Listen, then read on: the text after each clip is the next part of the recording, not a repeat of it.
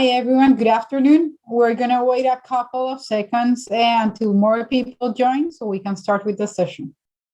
Okay, so hello, everyone, and welcome to today's session, Pressure Injury Prevention No Longer a Mystery. My name is Maria Lopez, and I'm the Marketing Director at Mölnlycke. And before we get started, please submit your questions by typing them into the chat. And you may submit them at any time. We will collect them and address them during the session and also at the end during the Q&A portion. I'm very pleased to introduce our guest speaker, Charleen Singh. Charleen is a surgical nurse practitioner and educator who enjoys researching about innovative approaches to wound, ostomy, and continence care. She has published in several journals and a wide range of topics related to improving the outcomes for people. She started her career more than 25 years ago in the neonatal ICU at British Columbia Children's Hospital. Then she moved to the US and spent almost 15 years at a children's hospital where she developed the role of the pediatric CWOC nurse. She now practices across the age spectrum at Cottage Hospital and teaches with UC Davis Betty Irene Moore School of Nursing and San Jose State University Wound Ostomy Program in California. Recently, she founded the International WOCNEP, a nonprofit program in collaboration with Ho Chi Minh Medical Center and University in Vietnam. Welcome, Charleen. Thank you for having me. I'm really excited to be here and to ask to talk about pressure injury prevention, especially because this Zoom session is in Canada and that's my hometown. So I'm very happy to be here, and thank you for everyone for joining us. So before we get started, I need to go through a disclaimer. So I am being paid for this presentation, and it's not to take place of any medical advice, but these are just presentations of my thoughts, my ideas, research, and what I have found to work. So again, I need to take a moment out to say a huge thank you. I'm very proud to be a graduate from the UBC Nursing School back in 1997. And then I worked at Royal Columbian as one of my first per diem positions in the neonatal ICU and the special care nursery and neonatal ICU at BC Children's. I grew up in Burnaby, so being able to do this talk today, just,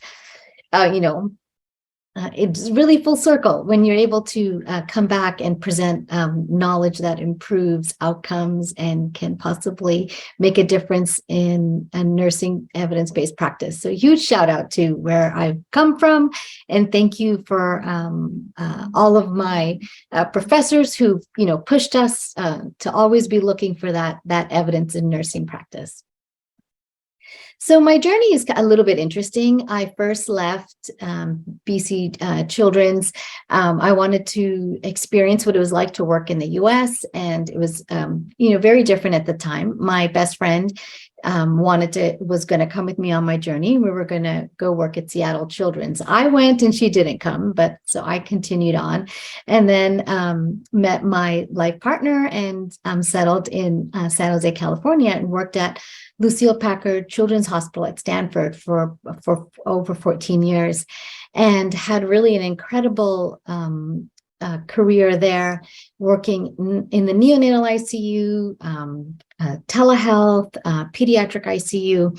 And then during my time, as I transitioned out of primarily just being in the neonatal ICU, I was approached by, at that time, the pediatric surgical nurse practitioner, and said, there is a need for wound, ostomy, continence nursing in pediatrics.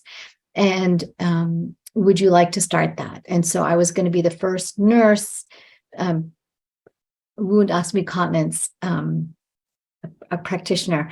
And so I said, yes, I'd love to try that. At the time I had 2 small children, and I thought it would be a less stressful kind of role. That's what I was thinking. And as I jumped into the role, I realized very quickly that this is going to be a much bigger role Right. Someone's laughing. Yes. Right. Very. I thought it was going to be, but quickly realized this is a much bigger role. So I trained at Emory with their wound ostomy continence program. And at that time, there was no online options. It was, textbook and traveling back and forth. And then, really kind of launched me into realizing that in order to be a wound ostomy continence nurse, you do need your master's.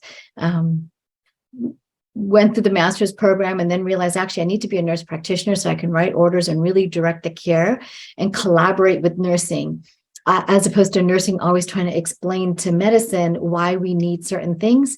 This way I can really partner. And that eventually led to the PhD as my interest in understanding and doing research grew. So I'm, like I say, very interesting kind of career. Very fortunate that I had supportive people around me, because as some of you put up your laughing emojis, it's a lot of work and we don't realize what we're getting into when we get into this. So currently I'm faculty at UC Davis Betty Irene Moore's School of Nursing, and then teach wound ostomy at San Jose State, and then now the International WACNEP, because like all of you probably experience this, nurses all over the globe need the specialty knowledge of wound ostomy and continence. The impact on humanity is huge, and the lack of us is felt even greater. So I have 3 learning objectives today. One is to understand the evolution of pressure injury prevention. And I need to give you that background about who I am and where I came from in order for us to talk about the evolution of pressure injury prevention. And then 2, we'll touch on the impact of nursing practice. Many of you who are joining today are very familiar with this. And then lastly, we're going to go over what I like to refer to as a pressure injury prevention bundle. And the language is becoming more prevalent in the literature as well.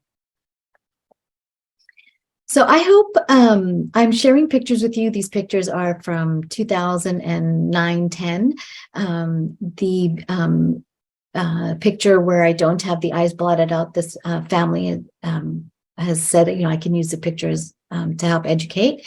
But these 4 pictures are really my why of why I pursued my master's, why I went on to NP, what kept me going while I was raising 2 small children, working full-time and going to school. It was these incidences. At the time, we had an incredible, at Lucille Packard Children's Hospital, we had this incredible chief nursing officer, Pam Wells, and she called me into the office one day and she said, we have pediatricians saying that there's bed sores on the back of children's heads. And I was new to the role, but I was also an ICU nurse and a PICU nurse. And I was like, well, what are they talking about? These kids weren't even supposed to survive or make it. So as any ICU nurse would say, I was busy trying to save their lives. I don't know about the skin issues. And this was 2009, 2010. And I said, okay, but let's now in a different role and having kids of my own, I was like, this is awful. This is awful that we are scarring children, that they'll go through the fight of surviving whatever it was that brought them into the ICU. And now when they leave us, they will either have a scar on their forehead, hair loss on the back of their head. And being an acute care nurse, I had no idea what the healing trajectory was going to be like for somebody who developed a pressure injury. But as I learned, I was like, this is awful for the family that this continues. And one of the troublesome areas that we had was CPAP, or mask non-invasive ventilation. And for us in the US at that time, there was the initiative to prevent ventilator-acquired pneumonia from being intubated. And there was a big push to then go towards the CPAP, the BiPAP, the mask. And what we learned is that pressure, just device-related pressure, causes a lot of pressure injuries, which pushed us to figure out, how are we going to prevent these?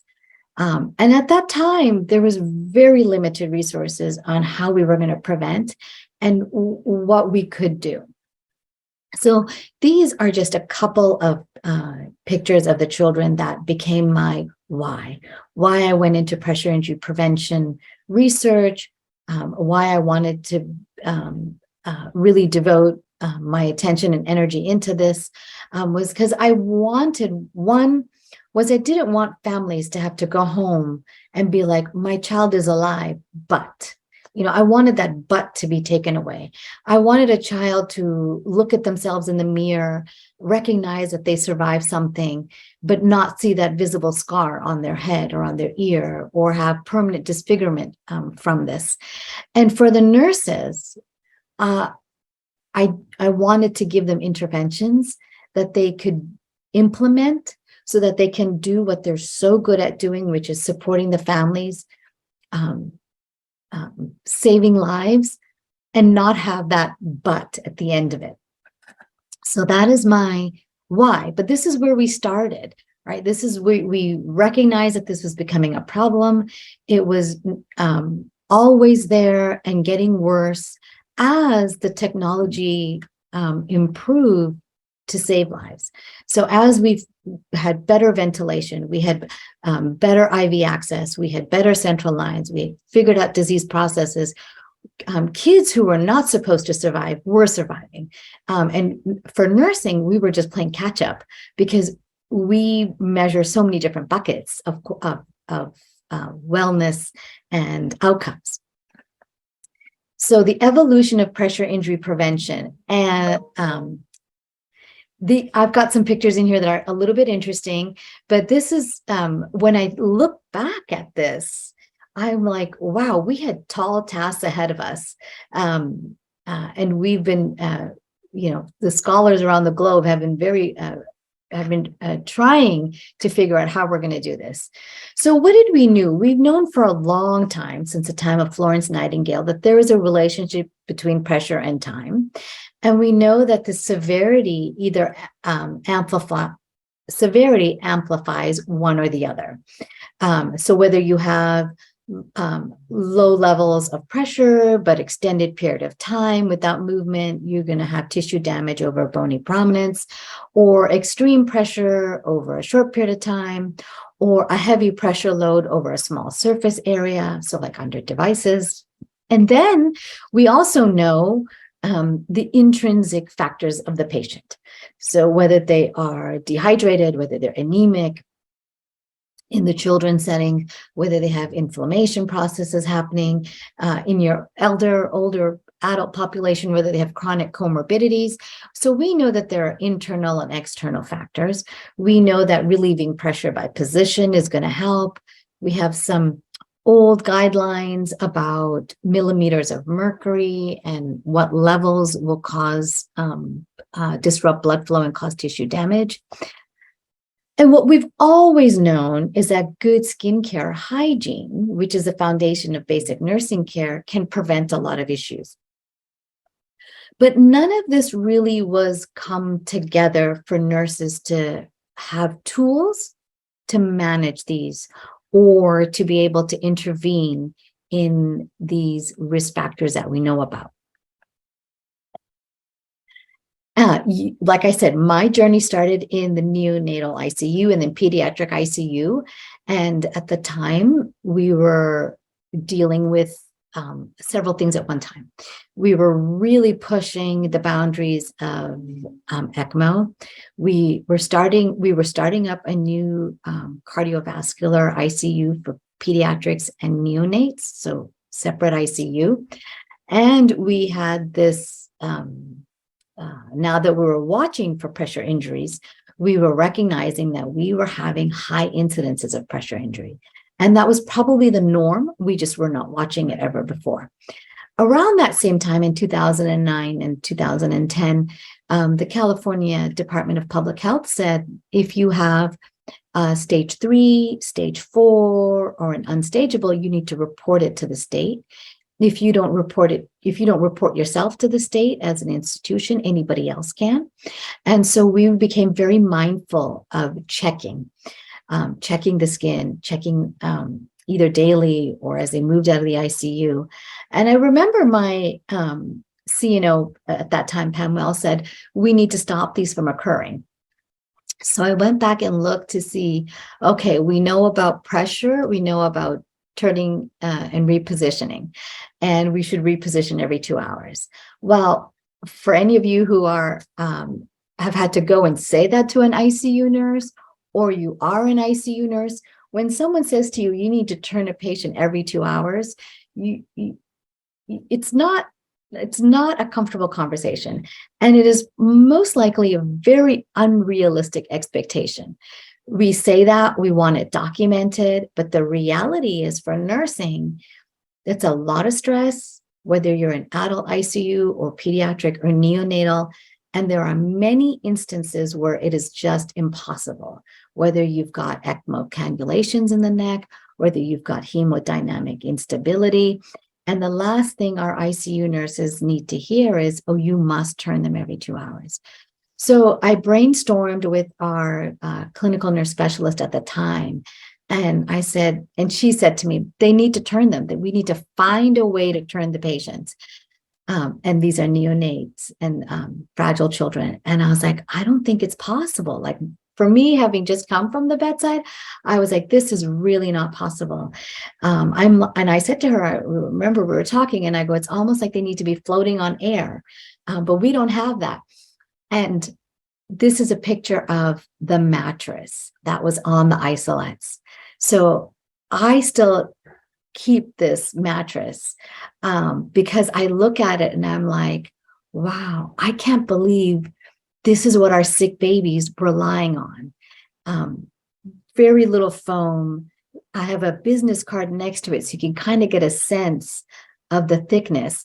Now, some of you might go running back to your neonatal ICUs and PICUs to look to see what kind of mattress the babies are on. And I remember going to the manufacturer and saying, this isn't going to work. We need pressure relieving mattresses like the way adults do.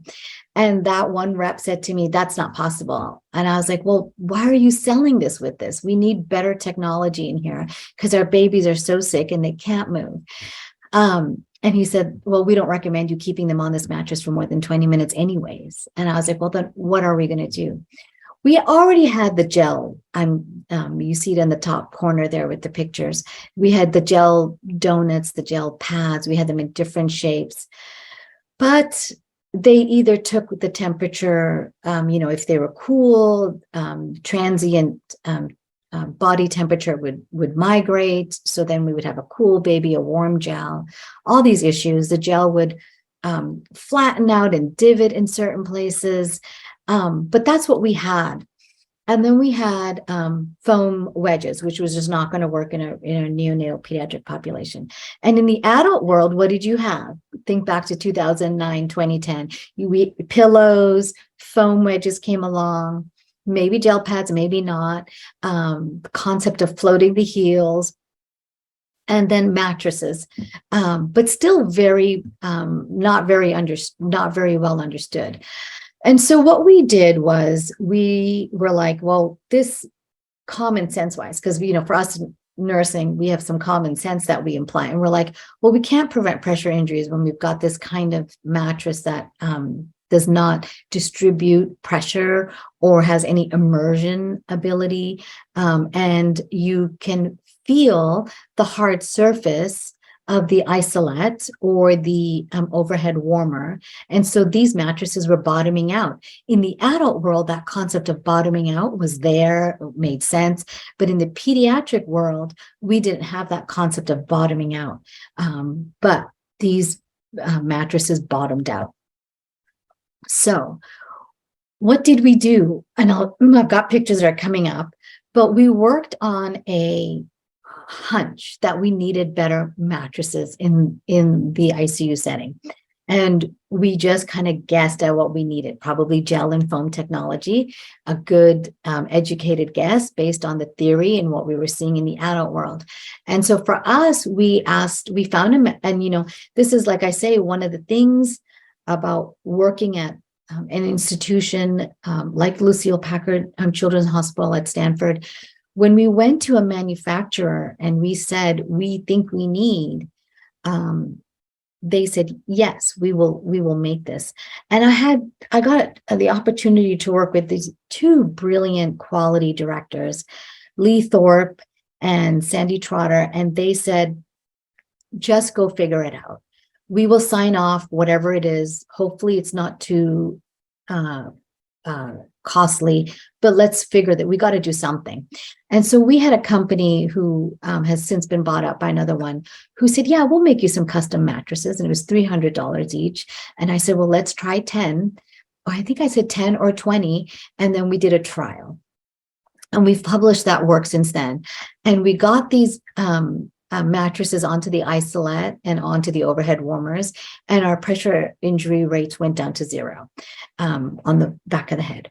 And we pretty much went down to 0 pretty quick. And then for the babies and the children that needed to have their necks in an extended position, we still were able to keep the rates down. Sorry, Charlene, there's a question. Yes. So they are asking if the Rojo cushion can do that trick. Yeah, like, so if you have the Rojo cushion, that's fantastic, right? It sits, the Rojo is traditionally made for the wheelchairs, but if Rojo makes them for the size of the isolette, if you do pressure mapping, it should be just perfect, because the Rojo cushion of what it disperses pressure. So it should do the trick. Yeah. So back then it was a hunch. And I'm glad you brought up the concept of the Rojo cushion, because pressure mapping was happening in adults that were wheelchair bound, and some children that were wheelchair bound. And it's Dr. Spreigel and a wonderful young lady who published wonderful literature on chair mapping. And then we have Dr. Amit Geffen, who has since been doing this incredible work on tissue tolerance and load and pressure mapping, and using synthetic tissue, putting it through the different stressors, and then using MRI technology to see how the tissue moves and responds and stretches. And this is where I call the evolution of pressure injury prevention. Nursing started off with, like, we have ideas of what's going to work. And then we have this great scientists from multidisciplinary mechanical engineering, biomechanical engineering, finance, that have collaborated around this concept of pressure injury prevention to help nursing build its evidence that we need. And so we know now that we can effectively minimize pressure over a bony prominence, depending on what kind of surfaces we use. This is just some of the wonderful kind of imaging that is available to us. And if you look at the areas that we were having problems, such as underneath devices on the face, you can see with this modeling, pressure mapping, heat sensing, you can really see where the pressure points are going to be, and then how you can offload them. So with devices on the face, we are able to offload pressure by alternating pressure points and using silicone-based interfaces. As well, we can go one step further and say, oh, we have microclimate on the skin. And so if we reduce the heat, if we reduce the moisture, we can also help the skin maintain its integrity. And one of the ways to do that is to use foam. Whether you use foam that breathes, whether you use foam that moves moisture out to the air or the surface, we know that we can effectively measure it, and we can say with confidence that this is going to work underneath the device. Moving on to the back of the head, the sacrum, or the occiput, the sacrum, where those loads are heaviest, again, we've got really nice science that can help us understand how to offload the pressure. Where you see the red is usually more than 100 millimeters of mercury of pressure. If you think about taking a manual blood pressure cuff, what that feels like to come up to 100 millimeters of mercury, we know that when we have high levels of pressure, that's when we're most vulnerable for skin breakdown. And if we're on that right support surface, and we also address the microclimate of the skin, shear friction forces, we can further eliminate the impact of the pressure. So this is what is really available, what is available to us now when we're looking at products. The research has been over the last decade. We've got wonderful collaboration between nurse scientists, clinical practitioners, and then again, this great world of engineering that can do a lot of modeling and predicting, as well as then tying it together with the economic piece of it to say, oh, something may seem, a nursing intervention may seem costly today, but if you take it out over the long term, there's actually going to be quite a bit of cost savings. And so this is really something that's been exciting for me, is that it's the evidence-based practice that we need, and we no longer need to be thinking or trying to figure out how to prevent pressure injuries or maintain skin integrity. This is probably one of my favorite pieces of technology that's available to us. And I want to just kind of point it out that back in 2010, 2011, when we were looking at the concept of pressure mapping in pediatrics, we reached out to a Canadian company out of Alberta, Exensor, and they built us our first map, which I still have. And it was validated and reliable down to 10 kilos and less. And then we had our wonderful young lady who's at Tufts University doing her master's in mechanical engineering, Ms. Heiger, who then did a pilot study to see which product really disperses pressure and relieves pressure. And then when you look at Dr. Geffen's work, he ties it together with what do we see on the surface, right? What do we see as nurses? And we see this incredible deep tissue injury that looks like it's going to probably evolve to unstageable. And then you've got the modeling up here of the anatomy. Where is that bone? Where is that pressure? How is the patient positioned? And this is a part that I love, is that the modeling of, okay, which intervention works? What's good? What's most effective? Besides, other than we know we need to turn and offload pressure. And now we can layer nursing interventions and then test it to see if it works. So if we offload pressure by turning and repositioning, we have a bordered foam that is able to pad, wick, absorb, and protect from shear forces. What will that look like with a certain amount of force or pressure that's still applied to that skin? And what will happen if you don't do those nursing interventions? I think that's the other piece of it. What happens when we don't, and what will happen if we do? And so this is really great work. I say to different clinicians that ask me that they want to do a trial to see if something works, I say to them, for pressure injury prevention, you can look at the literature and see what's there. And then you don't need to do a trial to see if it works. You can do your trial to see how it's going to work with your staff, because we've already done the science part of it for you. It's out there. We know what works. And if you look at the literature, you'll see what works. So when you do your trial, the conversation of the trial changes a little bit. You are more focused on the implementation of the intervention during your trial. And these are the little nuances. Are the products where the nurses will find it? Is the product easy for the nurse to use? Will your patient population like it? You can really focus on the systems and processes and not have to worry so much about the outcome of, is it going to work? And that all of those steps take a lot of time and energy, and then you can move your focus to where you need it to be.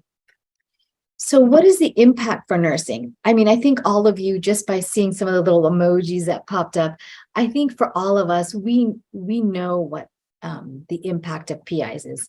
First of all, it's devastating statistics across the age spectrum, right? I was looking at the Canadian Institute for Health and Information, and it looks like you input your data there, and rates vary, anywhere from 15 to 30% of incident rates from stage 2 to stage 4s that are reported or entered in post-acute care settings. Acute care settings as high as 23, 24% with no interventions implemented. Our rates are still, when there's no interventions implemented, it can be as high as 28%, if not more. The pressure injuries over the heels, I find shocking and devastating how it can alter the life. So I tell my nurses, we have elderly patients that come in for pneumonia into the hospital setting. Usually it's the pneumonia, the acute respiratory distress that brings them in. And discharge happens pretty quick. So once we get them out of this acute phase, they go home. And that's when their pressure injury over the heel will appear. It may be a little bit of erythematous over the heel while they're still in the acute care, may evolve into a deep tissue injury while they're in post-acute. And then that full-blown necrotic tissue may not surface until they are home. And for us in acute care, we will never know that happened. But what does happen for that patient when they're back out in the community, their foot hurts, they are not as mobile. This may be the little old grandma or grandpa that was independent. They putzed around, they were with their family. I always say sometimes, in some families, they are the anchor of the family. They're not a burden on anyone, but they come into the hospital, they get a pressure injury over their heel, and all of a sudden their life changes. Now they are not able to ambulate easily. They're not able to putz around and do their activities of daily living. And they may become very much of a burden to their family. Even if the family doesn't see them as a burden, they become very much of a burden. And then there's the wound itself, the pressure injury over the heel itself. Many times they don't heal. You can't get them to heal because of the comorbidities that they have.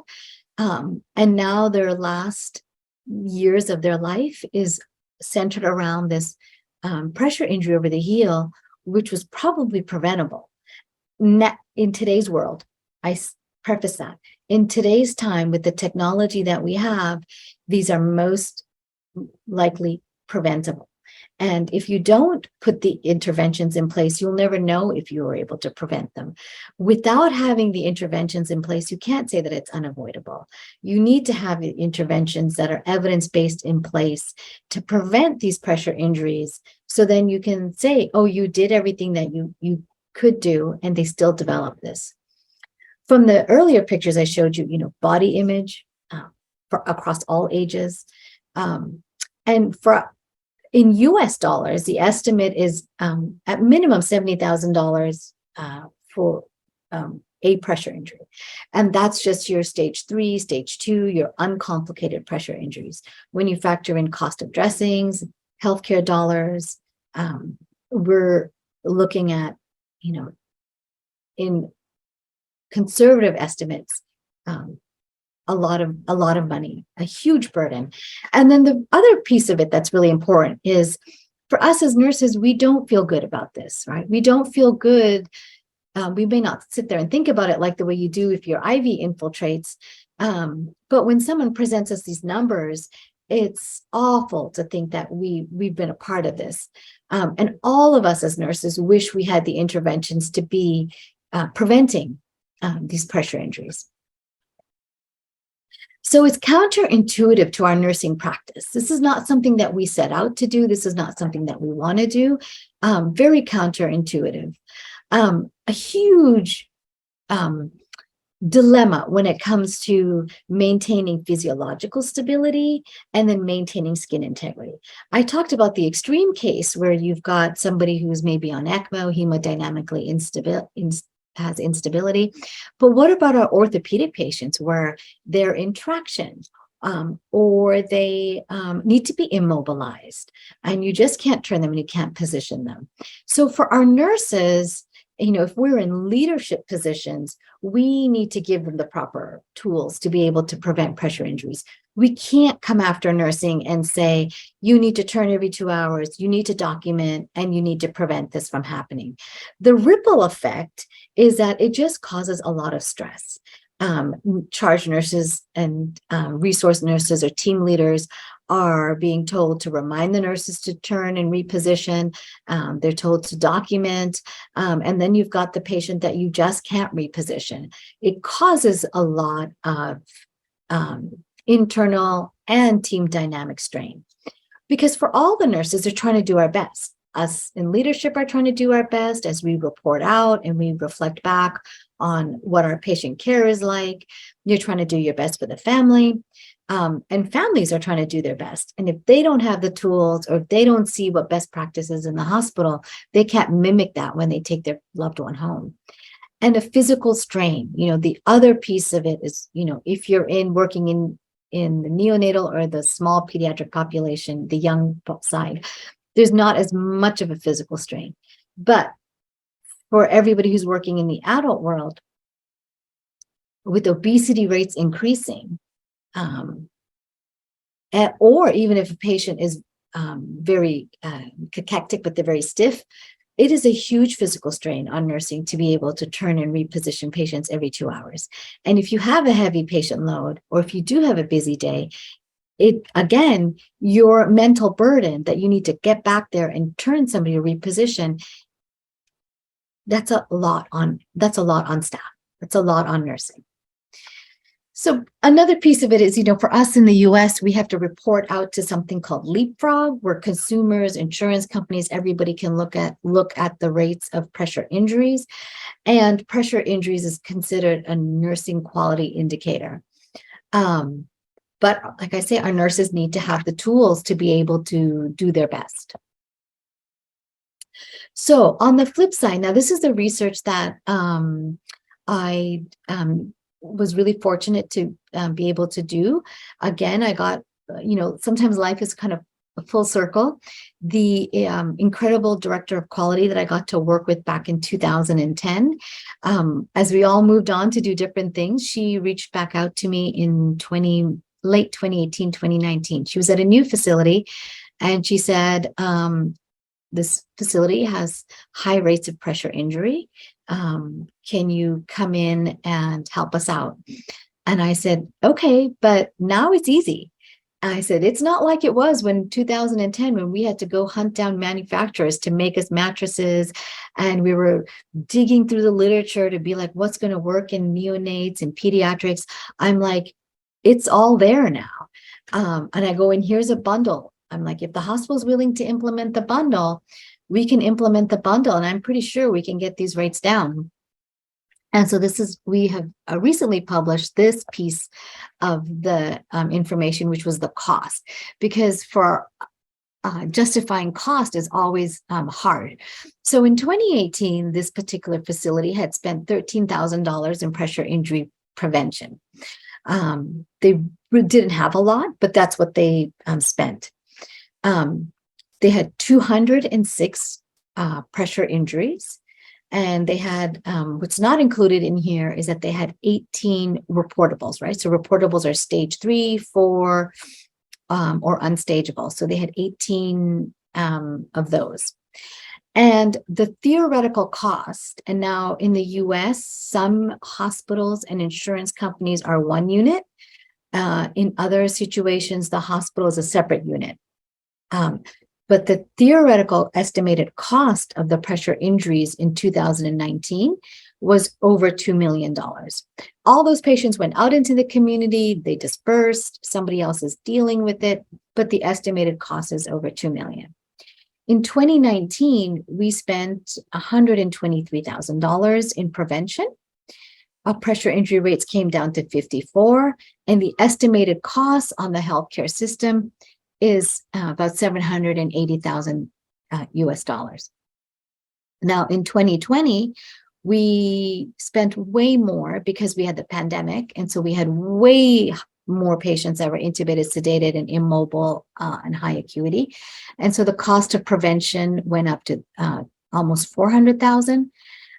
Pressure injury rate still came down, 26, with no reportable, so no stage 3, 4, or unstageable. And the estimated cost of the pressure injuries that we did have was on the healthcare system was about just a little over 500,000. And so the upfront expense, it seems like it's a lot, but the savings to the healthcare system is definitely significant. And so the return on investment from the prevention piece of this is profound. This is only looking at dollar savings, right? So we've saved well over 1.5 million by just spending 380,000.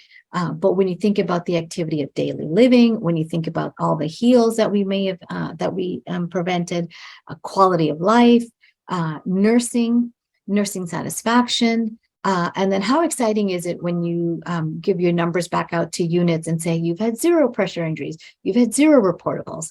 And so it really improves that work-life satisfaction. So in the last 8 minutes or so, I'm going to go over our objective number 3, which is how to recognize a pressure injury prevention bundle. And this is, again, so remember where we started. And I'm just going to use this quote from Walt Disney. The way to get started is to quit talking and begin doing. And that is what we did. Gives me goosebumps all the way back, 12 years ago, 3 women said to me, do something. I looked around and went, what are we going to do? I don't know. I mean, got to do something. So we did something. We found a person to make us a mattress that would fit in the isolette. They came and measured and they made it. And this is pictures. This is pictures from then. So this is what we did. I mean, this was just fantastic. So this is what the mattress that we had done. This is what they looked like. And their longevity, I want to say, was more than 10 years because I left in 2014, at the end of the 2014, and these mattresses were still going strong. So the $300 upfront investment, and I mean, that ICU was always full. There was always a baby on there, wiped down in antimicrobial, antibacterial, tolerated that wear and tear. You can see how thick that foam is. And so there was the 4-inch foam and then the gel. During that time, this fabulous product came along and I was like, oh, we're all about this. And that's what's known today with a lot of love is Z-Flow. And that's I still can't wrap my brain around it, but that's fluidized air. And this is where Accenture from Canada, Alberta, built us pressure maps. And then this wonderful mechanical engineer made models of babies' heads in different weights. And she checked it out. Which surface provides the greatest pressure relief? And that was our fluidized air versus foam versus gel versus mattress. But when you start combining these things, such as the fluidized air, which is now known as Z-Flow, with a pressure relieving mattress, we had almost 0 pressure exerted onto the bony prominence. And then when we put our Mepilex border over the occiput, now we prevented shear friction forces and we were able to absorb that moisture. What we did for the children, because at the time we didn't have a mattress and we didn't have a frame, and we were so, like I say, that, it's a lot of work, right? So we were very focused on this element of it, of our most fragile. We did something kind of cheeky with our kids that didn't need to be in a crib. And we put them all on adult beds, a high level pressure relieving adult beds. We just said, you know what, this is what we're going to do. And then we took a step back and we asked a company called Sizewise to do custom mattresses for cribs. And that was full circle. And then we had standard workflow, which I'm not sure if they still do this or not there. I've been gone for a few years. But in the new facility that I'm at, we do the standard process, where whenever the bed gets wiped down and housekeeping is getting the bed ready, the team leader nurse will set up the bed so that when an admission is coming, it's ready. In the facility that I'm at now, for the adult patients, housekeeping will set it up. They will bring out the tortoise, they'll get the bed ready, they'll put the tortoise out, and they feel like that they are doing more than just cleaning, that they're doing something to help the nurses, and they're directly impacting patient outcome. And so this is a picture of what it all looked like back then when we put it together. So they're on their foam, they're on their custom mattresses. They've got the Z-Flow that cradles, and then we've got the baby bunty to then provide developmental care. This is the most fragile of the fragile, and we rates were zero for a long time. So what does this timeline look like, right? Regulations around HAPPIs started to come out into place in 2007 and 2009. 2009 to 2012, we had initiatives based on existing science, but it wasn't strong enough. And then we have incredible people starting to really pay attention and put resources into figuring out the science behind maintaining skin integrity. And then there was individuals like myself across the US in pediatric facilities who started experimenting. Essentially, we were like, okay, if this works in adults and this makes sense, and if we can have someone make us something, then we're going to get it custom done and we're going to implement it. And I mean, that was everything from silicone-based interfaces for mask non-invasive ventilation, silicone-based tubing, wrapping foam, because back then it was Mepilex foam light had just come out. So wrapping foam around tubing, cutting out triangle shapes underneath the nose, getting Mepilex foam, bordered foam on sacrums. And in the years following, articles started coming out. Great literature about how to bring rates down, how to implement nursing intervention, and what the results were. And then in 2017, 2020, when you look at the literature, now there's implementation based on analysis. So we have your clinical nurse specialists looking at literature and going, if it worked there, let's do this here and let's see if it works here. And around the same time, there's nurse scientists going, what exists, what are the gaps, and what do we need to do? And that's where we are currently. What we know is that when you implement a pressure injury prevention, nursing interventions, it needs to be implemented as a bundle. You need to have skin risk assessment, nutrition, skin care, and then protecting bony prominences and from immobility. The next piece, and where I'm taking this to, with the next bit of research that I'm going to be working on this summer, is it's time to start thinking about things a little bit differently. Skincare is basic nursing care. Skincare should not be done just because your braiding indicates there's moisture issues, right? So back to the basics. Skincare is skincare, good pericare, good bathing, good moisturizing. Nutrition, it shouldn't just be implemented because we've got a risk score. Nutrition should be that basic foundation part of nursing care. What does trigger implementing the full works of pressure relief is immobility. If the patient is immobile for whatever reason, we need to make sure that the bone tissue interface is not generating enough pressure to cause skin breakdown. And so I think you're going to start to see that more so in the literature to come, is concepts of implementing things as bundles. And then let's get into the detail of what needs to happen to prevent skin breakdown. So as a bundle, and I'm just going to steal an extra minute to finish up,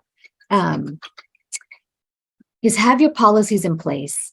Understand your patient population, your nurses, and have the policies in place. Step 2 is have the supplies ready to go. If nursing needs to call something up from somewhere, bring it, it's not going to work well.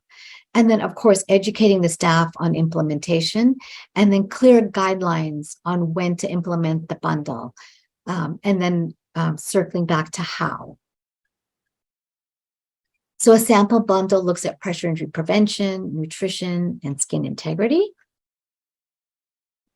Like I said, nutrition is basic. It should be individualized for all patients based on their disease, patient preference, and not just because they're at risk for pressure injuries. Skin integrity, again, basic nursing care. All patients should be cleansed with pH balanced cleansers. Everyone should be moisturized. And we have incredible products to wick away moisture from skin folds, and great products to manage incontinence. So identifying your patient at risk. Any immobile patient needs protection, whether it's they're at risk because of their surface that they're going to be in or devices. And so we need to be able to not only have the products to prevent that, but we need to facilitate position changes. And this is my go-to. It's got great evidence behind it. It works repeatedly. There's been over a decade's worth of research behind it, so I like it. Dr. Todd Brindle did the work on the Mepilex sacrum, and then we were like, wait, we can put the sacrum on the heel, and then we can put it on the elbow. So we were switching it around and moving it. And then there's my fluidized air that we used in the NICU that works great in adults for positioning. And then we have the tortoise, which again has air cells in it, help turn the patient, and then adjust pressure points. So I'm hoping for everybody that's listening, and especially if there's nurses that are young in their career, that the work that we've done before you, as we I'm constantly reminding myself as I transition into leisure time, that we've laid a path for you, and we're willing to help you all along and share our knowledge with you so that you can implement your best interventions. And the evidence is out there for you. This is something that I'm hoping that you can continue to build on and not feel like you have to look for it. So thank you today for letting me share my journey of how to prevent pressure injuries, and also sharing how it's not a mystery anymore. Thank you very much, Charleen, for such an informative presentation. And there was a question here that I already replied because it was specifically to Ontario. Mm-hmm. They were asking if there were supports in place for Ontario for medical products coverage. So I replied that specifically in the Q&A box. But there are other questions. So what were some of your barriers when implementing PI prevention programs? Yeah, so some of my barriers, one in the early phases was not being able to find the products that was going to that we thought theoretically would work. So that was one of the big ones. The second one was buy-in from nurses, that if you just use the product, I promise you the pressure injuries will go away. That was the second barrier. And then third barrier in the ICU setting specifically, this concept of we're too busy to implement the intervention. And so that led to the concept of having the bed ready with the interventions already there. So in the adult world, the bed is ready with the tortoise. The packets of sacrum and heel dressings are sitting in the corner of the bed, and then the Z-Flow and the Z-Flex are in the room. And so that was the other big barrier. Now, the fourth barrier, which has not changed, and this is why Dr. Padula and myself and other clinicians are trying to publish this, is the finances, getting your chief financial officer to sign off on a product that seems very expensive upfront. And so that is always that fourth barrier. But the reason what happens with that is because we don't know how much pressure injury prevention costs, we don't build it into a budget. We kind of come halfway through the year and being like, oh, we need this product. And so that's the article that I had worked on, was to try to understand how much it costs and get it into your capital budget when you're in the planning phase, and not trying to get it in halfway through the year where now everyone's worried about the budget. So those were my 4 big barriers. Okay, thank you. Here's another question. So how often was the skin below the Mepilex assessed? We have the issue that staff are not looking below the dressing and assessing the progression of the skin or wound below. So that's a really good question. And we have debated this for years. How often do you peel back that dressing to take a look? For our incontinent patients, or our patients that are stooling frequently, or they're bedbound, it's not that big of a conversation, because when it gets soiled, it needs to be removed. They do their peri-care, they check. But for the patients who are NPO, not stooling, maybe they have a Foley in, that's where the conversation would come up. And we would say once a shift. But what we found in all honesty, what we found in our ICU with the adults is that nurses were not looking for 3 to 4 days. And we said, okay, that's fine, because we weren't finding problems underneath. If we were finding problems, then it would be a little bit different conversation. But because we know that the pressure exerted on their sacrum is very minimal because of the support surface, the tortoise, and the use of the Mepilex border, we are fine if nurses are not able to check, and we leave it up to nurses' critical thinking and assessment. If the patient tolerates position changes and you can peel back and take a look, that's great. If they're hemodynamically unstable, they have a lot going on and you can't look, that's fine too. Okay, so another comment, I thought it was harmful to open up the dressings that often. Yeah, it is harmful, because every time if you have an open wound and you peel it back and you take a look, the wound temperature drops down, and it takes another good 3+ hours for the wound itself to return back to normal temperature. So peeling back and checking frequently, like every shift, is not a good idea. Again, unless there's circumstances that's around it that you need to. When you use a product like a Mepilex border, and I use that brand name because that's where we've done all of our research, not just because it's the session, but because that's the research we've done. We know that we can leave that dressing in place for 5 to 7 days without any issues. In our outpatient clinic, we leave the dressings in place for a week. And we've been doing that practice for 4 years now, and we've not had issues. We change the dressing if it's saturated, soiled, dirty, or anything like that. But we've been going on to our 4th year in our outpatient clinic with leaving the dressing alone in place. Okay, and a last question, because we're running here out of time. So any issues with skin damage, incontinence with sacral dressings for prevention? No, but I can only say that for the Mepilex border, because we have not, I have on a peripheral way been engaged with other bordered foam dressings that are not Mölnlyckes, and I've seen a lot of skin issues.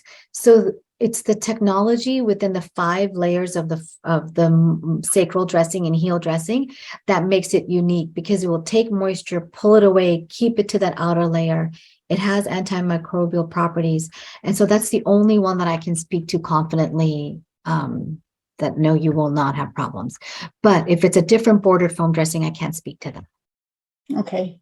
Yeah. Thank you, Charleen, for your engaging talk. And thank you, everyone, for attending today's session. Thank you to Wounds Canada also for hosting this symposium. Upon ending this session, an evaluation link will appear in the chat box. Please click on the link or copy paste it in your browser and take the time to complete the session evaluation. On behalf of Charleen Singh, Mölnlycke, and Wounds Canada, thank you for joining us today, and have a great rest of your day.